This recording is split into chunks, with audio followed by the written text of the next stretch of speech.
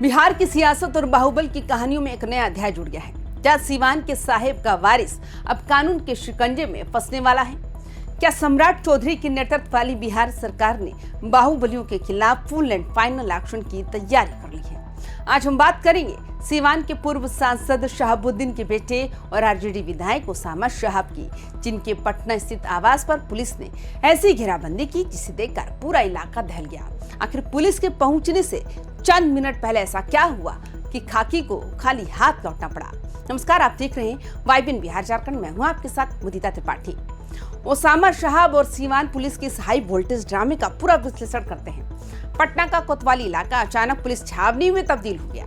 सीवान के additional SP Ajay Singh के नेतृत्व में करीब 2 दर्जन पुलिसकर्मी सीधे उसामा के सरकारी फ्लैट पर धावा बोलते हैं। पुलिस का इरादा साफ था, उसामा की गिरफ्तारी। जिस समय ये रेड हुई, इलाके में भारी हलचल मच गई, क्योंकि मामला सिर्फ एक विधायक का नहीं बल्कि सीवान के उस रसूखदार परिवार का था जिसका नाम सुनते ही लोग सहम जाते हैं। पुलिस घर के अंदर दाखिल होती है। 2 घंटे तक चप्पा चप्पा तलाशा जाता है, लेकिन उसामा शहाब वहां मौजूद ही नहीं रुकते। घर में उनके 2-3 सहयोगी थे जिनसे पुलिस ने कड़ी पूछताछ की, लेकिन कहानी में ट्विस्ट तब आया जब सहयोगियों ने पुलिस के सामने एक कागज रखा और कहा, साहब आप देर कर चुके हैं। पटना के पॉश इलाके में जब पुलिस की गाड़ियां सायरन बुझाते हुए रुकी तो वहां मौजूद लोग दंग रह गए। नजारा यह था कि पुलिस सिर्फ घर के बाहर खड़ी नहीं थी, बल्कि उन्होंने पूरे एग्जिट पॉइंट्स को ब्लॉक कर दिया था ताकि उसामा को भागने का कोई मौका न मिले। पुलिस कर्मियों के हाथों में वारंट था और आंखों में सीवान के उस रसूख को चुनौती देने का इरादा था। 2 घंटे की उस सघन तलाशी के दौरान घर का एक-एक कोना खंगाला गया।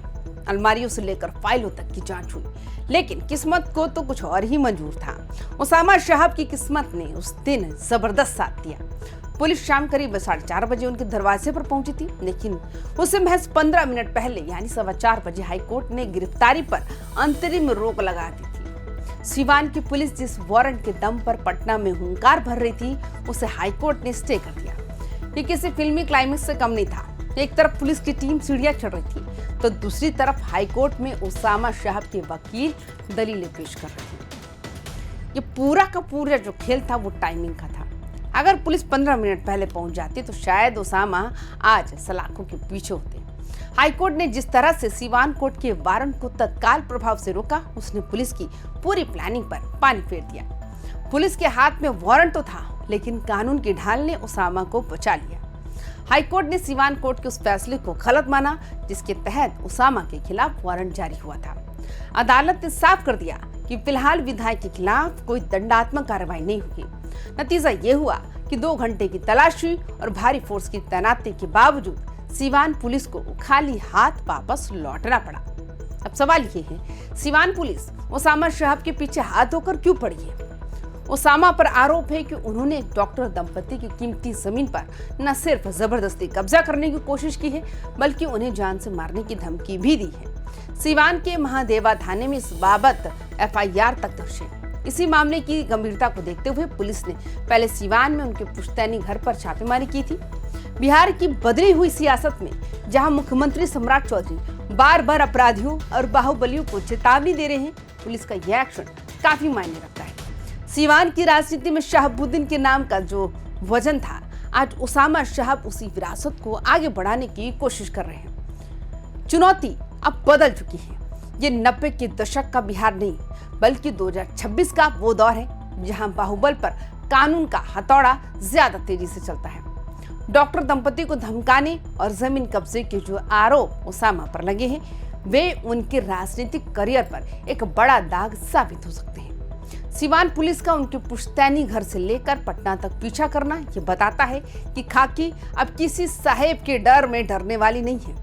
बिहार में जब से सम्राट चौधरी ने कमान संभाली है, अपराधियों के मनोबल को तोड़ने के लिए पुलिस लगातार एक्टिव है। उसामा शहाब के खिलाफ ये कार्रवाई भी इसी कड़ी का हिस्सा मानी जा रही है।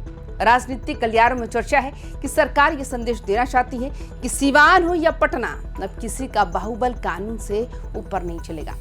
भले ही इस बार उसामा शहाब कोर्ट के स्टे ऑर्डर की वजह से बच निकले हो, लेकिन पुलिस की मुस्तैदी बताती है आने वाले दिन उनके लिए आसान नहीं होंगे। सीवान की जनता भी देख रही है, क्या साहेब की विरासत अब सिर्फ अदालती तारीखों और पुलिस की छापेमारी तक सिमट कर रह जाएगी?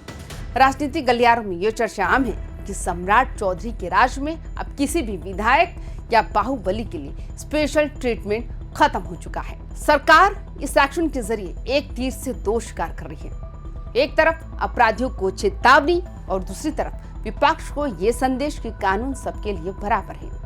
उसामा साहब के खिलाफ हुई इस बड़ी छापेमारी ने आरजेडी के खेमे में भी खलबली मचा दी है, क्योंकि मामला एक विधायक की गिरफ्तारी और साख से जुड़ा था। आज की कहानी का सार यही है कि कानून और बाहुबल की इस जंग में फिलहाल जीत कानून की कागजी कार्रवाई की हुई है। उसामा साहब को मिली ये राहत कितनी लंबी चलेगी ये तो वक्त बताएगा, लेकिन सिवान पुलिस ने पटना आकर ये साफ कर दिया कि वे रुकने वाले नहीं हैं। तो आपको क्या लगता है, क्या उसामा साहब को फंसाया जा रहा है या फिर सिवान में कानून का राज अब वाकई लौट रहा है? अपनी राय कमेंट बॉक्स में जरूर बताएं। देखते रहिए वाइबिन बिहार झारखंड और बाकी तमाम खबरों के लिए देखते रहिए वाइबिन बिहार झारखंड। नमस्कार।